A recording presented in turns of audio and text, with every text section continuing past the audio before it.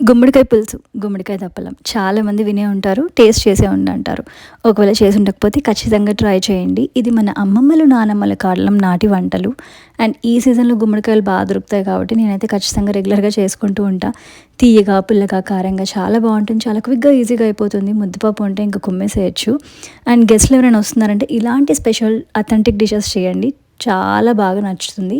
తిరుగుమాత పెట్టేసుకొని ఎర్రగడ్డలు, దాంతోపాటు వెల్లుల్లి వేసుకున్నాను. ఇవి వేగిన తర్వాత కొంచెం మనం గుమ్మడికాయలు, ఏ గుమ్మడికాయైనా తీసుకోండి, కానీ ఈ గుమ్మడికాయ తీసుకుంటే మాత్రం టేస్ట్ చాలా బాగుంటుంది.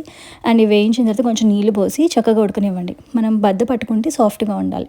మరి పలకగా ఉందంటే అసలు పులుసు కానీ, ఉప్పు, కారం, బెల్లం ఏవి కూడా మనము కాయ లోపల కూరదు. సో టేస్ట్ అంతగా బాగోదు. కరెక్ట్గా కుక్ అయిన తర్వాత పట్టుకుంటే చేత్తో నలుగుతుందనమాట.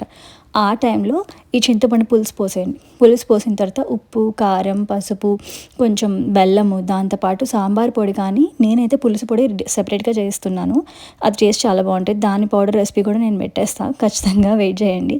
అవన్నీ వేసిన తర్వాత ఒకసారి మిక్స్ చేసుకొని కొత్తిమీర వేసుకొని చక్కగా ఒక 2-3 నిమిషాలు మరిగించుకొని ఆ తర్వాత ఉప్పు, కారం ఒకసారి రుచి చేసుకొని తర్వాత అన్నంతో సర్వ్ చేసుకోండి. అబ్బా, అద్భుతంగా అనిపిస్తుంది. ఒకసారి ట్రై చేసి ఎలా వచ్చిందో చెప్పండి.